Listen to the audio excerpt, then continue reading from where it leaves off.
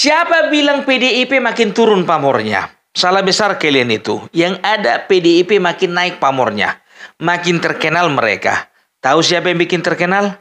KPK. Udah jelas lah kalau udah KPK yang bikin terkenal itu bukan berbicara penghargaan. Pasti selalu ada hubungannya dengan penyelidikan dan penyidikan.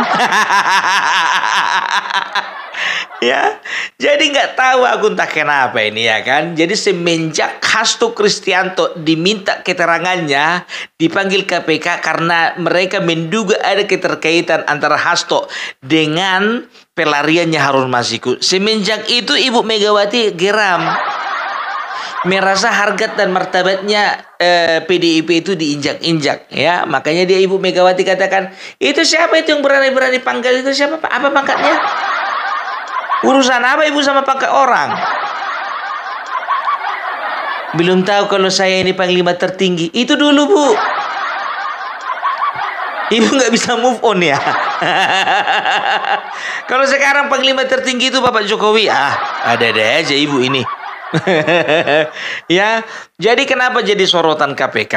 Ya nanti kita akan tahu ya, alurnya nanti akan aku kasih tahu ya. Jadi bisa dikatakan ya, ternyata korupsi, keterlibatan PDIP ini di dalam korupsi itu ternyata menyentuh semua lini. Iya, eksekutif ada, legislatif ada, kadernya internal ada, sampai sekjennya pun juga ada. Aduh, ya mulai dari wali kota, anggota dewan, kader biasa sampai sekjen, ya terjerat. Contoh wali kota Semarang, ya kemarin itu beberapa hari anggota KPK berada di rumahnya Mbak Ita, wali kota Semarang. Ingat tujuannya bukan mau nginap atau makan siang, bukan. Mereka sedang melakukan penggeledahan. Terkait dengan terkait dengan dugaan kasus yang dilakukan oleh Mbak Ita ini. Yang pertama gratifikasi, yang kedua pemotongan intensif dari pegawai, yang ketiga adalah pengadaan barang ya. Yang pertama itu dia mendapatkan gratifikasi. Oke, lantas dari mana-mana pun itu nggak urusanku itu ya kan. Baru yang kedua yang menjadi perhatianku ini, biar tahu kalian ya, dia melakukan pemotongan terhadap intensifnya pegawai. Bayangkan bukan cuma uang negara dimakan, uang pegawainya pun jadi dimakan. Kukira hal itu cuma terjadi di Kementerian Pertanian. Ternyata di kota Semarang pun juga terjadi. Luar biasa. Ya, cocok orang ini dua suami istri. Ya, jadi setelah itu ada pengadaan barang ya. Jadi pernah satu saat, satu ketika ya. Jadi ibu wali kota ini membeli 177 Honda Vario untuk diberikan kepada lurah ya. Warnanya merah semua. Itu semua sepeda motor warnanya merah. Ibu ini memang cinta kali sama PDIP. Ya kemana-mana dia pakai atribut merah. Jilbab merah, baju merah. Motor juga dikasih sama pegawai warna merah. Luar biasa kan? Itu dia. Kurasa kalau dari Golkar ibu ini pasti Vario kuning dibeli. Kalau masalah warna nggak dipermasalahkan. Yang dipermasalahkan itu budgetnya. Ya, 177 ya, budget yang dihabiskan itu sekitar 8 miliar. Ini logika kali-kali matematikanya ya. Kalau 177, harga motor Vario yang sudah paling keren itu 26 juta. 177 dikali 26 juta ya, 26 juta. Itu ketemulah angkanya 4,6 miliar. Nah, sisanya kan 3,6 miliar. Kemana menguap? Larinya kemana? Kalau kita bisa mengageni 177 motor, ya paling tidak itu kan ada diskon. Dari itu aja nggak cukup rupanya. Nggak cukup rupanya. Itu dia ya. Dan uniknya lagi ya, Mbak Ita ini melakukan korupsi bersama-sama dengan suaminya, yang notabene adalah anggota Dewan Provinsi, anggota DPRD Provinsi. Bayangkan suami istri kompak. Ini adalah contoh dari Romi and Julie. Seia sekata, sehidup semati. Sama-sama menikmati, sama-sama di penjara. Itu dia, itu dari lini eksekutif. Masuk kita ke DPRD, ya legislatif. Ya baru-baru ini seorang anggota DPRD masih juga dari partai PDIP, Lazarus ya dari Kalimantan. Kalimantan apa lupa aku ya. Dia itu menerima gratifikasi yaitu 10% dari pengadaan proyek senilai 82 miliar. Artinya apa? Masuk ke kantong pribadinya 8,2 M. Serius. Di kementerian apa? Kementerian Perhubungan. Direktorat apa? Direktorat Jenderal Perkeretaapian. Satu mainan dia sama sekjen. Jadi nama si Lazarus ini padahal sudah anggota dewan dia sejak tahun 2019 biar tahu kalian. Ya luar biasa kan? Ya ini satu contoh aja, nggak usah banyak-banyak. Nampak kali. Setelah itu kader, ya kader pun secara internal juga bermain. Ya khususnya seperti kasus Harun Masiku ya 4 tahun yang lalu. Ya sebetulnya nilainya itu kecilnya uang suap yang dikasih Harun Masiku itu sama Wahyu Hidayat komisioner KPU sebesar 600 juta ya kan. Tapi dihitung-hitung bisa juga lah bisa beli Honda Vario juga itu. Walaupun nggak sampai 177 yang penting bisa lah. Warna merah juga bisa juga. Iya kan? Jadi itu dia ya. Jadi kasus Harun Masiku pun juga itu ya. Dia kader ya dan juga ada salah satu kadernya juga terjerat juga. Nah, masuklah kita ke bagian kepengurusan. Sekjen. Jadi Hasto ya dipanggil KPK beserta dengan wakilnya. Kalau nggak salah nama wakilnya itu si Yosep ya. Kalau Yosepnya ini sudah dilakukan penyelidikan, pemeriksaan dan juga pemeriksaan. Tapi kalau Hasto ini minta di reschedule. Minta di reschedule gitu loh ya, di jadwal ulang lah kalau bisa pemanggilannya katanya. Aduh. Bertingkah ini si Hasto ya dengan keterkaitannya ya dengan PT KAI ya, karena waktu itu dia itu bisa dikatakan kapasitasnya sebagai konsultan. Jadi ada penyelewengan di dalam perusahaan tersebut gitu ya. Jadi itulah yang membuat sebetulnya PDIP sangat disorot gitu loh. Jadi dari semua lini eksekutif, legislatifnya, dari segi internal sampai ke pengurusan juga itu terlibat semuanya ke dalam kasus korupsi ya. Tapi ini dalam tahap penyelidikan ya. Ya mudah-mudahan bisa dibongkarkan gitu biar cepat gitu loh ya kan. Tapi yang menyita perhatian adalah kasusnya Harun Masiku, di mana Hasto dipanggil oleh karena apa? Oleh karena keterlibatannya di dalam kasus Harun Masiku ya. Dia itu punya andil dalam pelariannya Harun Masiku. Itu dicurigai karena apa? Karena HP-nya sempat disita. Kalau HP-nya nggak disita mungkin nggak tahu. Itu dia ya. Jadi ketika Hasto ini diperiksa, PDIP melakukan protes ya. PDIP melakukan protes bahwasannya mereka itu sudah mempolitisir ya pemanggilannya Hasto. Sementara ya juru bicaranya mereka sendiri, juru bicara dari KPK Tessa Mahardika itu mengatakan bahwasannya tindakan-tindakan yang dilakukan oleh KPK itu sudah sesuai dengan SOP gitu loh. Nah, PDIP protes sehingga PDIP melaporkan penyidik KPK yang bernama Rosa Purbobakti itu yang pertama dilaporkan ke Dewan Pengawas KPK. Iya, baru setelah itu dilaporkan lagi ke Komnas HAM. Setelah dari Komnas HAM dilaporkan lagi ke pengadilan. Setelah dilaporkan ke pengadilan dilaporkan lagi ke Barreskrim ya. Dan ini yang menjadi keberatan KPK karena apa? Karena ini mempengaruhi ya waktu dari penyelidikan yang dilakukan. Karena Pak Purbobekti ya, Pak Rosa Purbobekti itu ya mau nggak mau harus memenuhi panggilan. Jadi ada usaha untuk menggagalkan penyelidikan ini, gitu dia ya.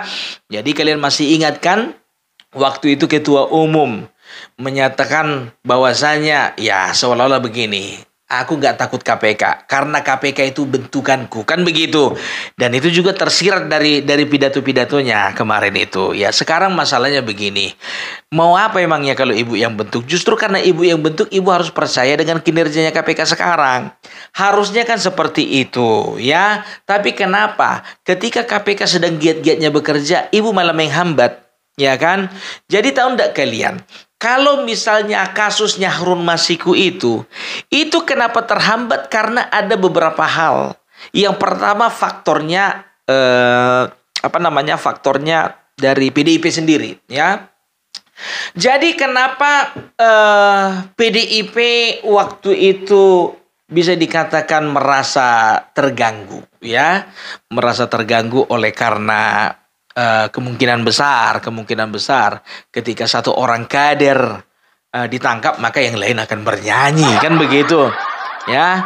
Yang lain akan bernyanyi, ya kan. Kader yang tertangkap itu bernyanyi, dia akan lakukan siapa nama-namanya, ya nama-namanya ini juga akan bernyanyi lagi, kan begitu. Maka mereka berusaha untuk membungkam dengan cara ya mungkin dalam tanda kutip melarikan si Harun Masiku ini.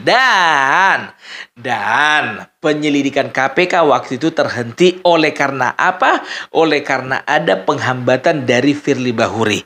Siapa Firly Bahuri? Firly Bahuri adalah tak lain dan tak bukan ketua KPK sendiri. Loh, kenapa jadi ketua KPK yang menghalang-halangi? Karena ketua KPK saat itu Firly Bahuri itu punya kedekatan khusus dengan partai PDIP. Udah jelas ya. Itu dia, makanya ya beberapa kali usaha penangkapan terhadap Harun Masiku itu gagal dan dibatalkan oleh Firly Bahuri sendiri, ya. Jadi Firly Bahuri sendiri ini bisa dikatakan cukup dekat dengan Megawati dan PDIP. Terlihat ketika kalau tidak salah itu ada pertemuan, ya, bisa dikatakan itu pertemuan tahunan MPR ya pada tahun 2023. Terlihat sekali bagaimana Ibu Megawati merapikan dasinya Firly Bahuri. Nanti kalian cek aja lah di Google ya. Nah, di situ menyiratkan bahwasannya itu mereka dekat gitu loh ya. Jadi bukan hubungan yang biasa-biasa saja, tapi yang penting dekat lah. Ya, itu yang pertama. Baru yang kedua, ya, ketika kasus SYL Syahrul Yassin Limpo, ya, mantan Menteri Pertanian waktu itu, ya, mengatakan bahwasanya Bahuri terbukti ya melakukan pemerasan terhadap SYL, dan SYL itu diberhentikan dari KPK. Tahu enggak kalian? Sementara semua partai, semua pihak mengecam apa yang dilakukan oleh Bahuri, PDIP satu-satunya partai yang mengatakan turut berduka cita dengan ditetapkannya Firly Bahuri menjadi tersangka. Coba bayangkan, ya, yang lain sudah mengecam tindakan Firly Bahuri, ada yang membela, satu-satunya hanya partai PDIP.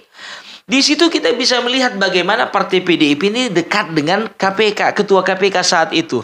Nah, setelah pada bulan Desember kalau tidak salah 2023 ditetapkan Firly Bahuri sebagai tersangka, akhirnya dicopot, diberhentikan setiap orang penyidik-penyidik yang kemarin sempat diberhentikan si Firly Bahuri, termasuk Pak Rosa Purbobekti, akhirnya kembali lagi aktif melakukan penyelidikan dan penyidikan, ya kan?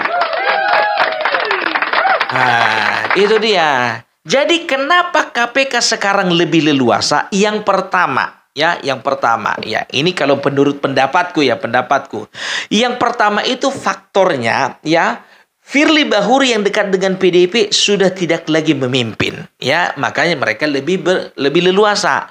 Baru yang kedua, partai PDIP yang saat itu mungkin memonitor secara full pergerakannya Firly Bahuri sudah terputus monitoringnya terhadap KPK. Sudah terputus powernya untuk mengontrol KPK, kita katakanlah dulu. Ya kan, karena apa? Ya karena yang pertama Firly Bahuri sudah ditangkap. Yang kedua, pamornya KPK, pamornya PDIP juga semakin turun. Karena apa? Jumlah pemilihnya juga semakin turun secara signifikan. Selain itu juga mereka kalah di dalam pemilihan presiden. Selain itu juga mereka saat ini sedang berseberangan dengan presiden, ya, yang notabene presiden adalah lembaga tertinggi pemegang kekuasaan di pemerintahan Indonesia, dan sudah bisa dipastikan bahwasanya mereka melakukan segala sesuatunya itu ya sesuai dengan SOP dan sudah tidak ada lagi menjaga-jaga perasaan dari partai penguasa. Udah lebih leluasa kan? Firly Bahuri udah dicopot, ya kan? Baru mereka bukan lagi calon kepala pemerintahan atau calon kepala negara terpilih, bukan. Dan mereka juga sudah pecah kongsi dengan Bapak Presiden aktif pada saat ini. Gitu. Jadi kalau misalnya dikatakan bahwasannya PDIP menjadi target operasi daripada yang dilakukan oleh KPK, kalau ku bilang itu salah besar itu ya. Karena apa? Karena Ketua KPK dan juga juru bicara KPK juga membantah hal itu ya. Karena memang mereka itu sedang melakukan segala pekerjaannya sesuai dengan SOP, dan karena memang juga kebetulan dari partai mereka itu banyak yang terlibat ya. Jadi keluarlah statement bahwasanya KPK sedang membidik PDIP. Sebetulnya itu bukan sedang membidik ya, tapi KPK sedang leluasa melakukan pekerjaannya. Itu dia yang betul, ya kan? Jadi kalau bisa dikatakan, ya janganlah dipolitisasi semuanya itu, ya kan? Ya biasalah kalau misalnya penguasa sudah terputus dengan pimpinan di KPK, ya udah nggak ada gunanya lagi. Udah lebih enak mereka kerja, udah nggak ada beban. Lihat pergerakan itu di Jawa Timur kan, 5 anggota dewan. Berapa anggota dewan itu? 5 yang sekali tangkap itu. Lebih enak bekerjanya itu. Dan itu yang tertangkap itu dari Partai Golkar loh. Jangan kalian bilang itu cuma dari Partai PDIP. Bukan. Ya pokoknya ya saat ini kita katakan bahwasanya KPK sudah melakukan pekerjaannya tanpa beban. Oke? Jadi itulah dulu ya. Jangan pernah kita itu mendramatisir sesuatu ya. KPK tidak sedang menargetkan PDIP, bukan, tapi KPK sedang menjalankan tugasnya. Oke? Nah, itu dia. Oke lah dulu ya kalau kayak gitu. Salam hormat dari saya, salam perbelak, salam NKRI, NKRI harga mati.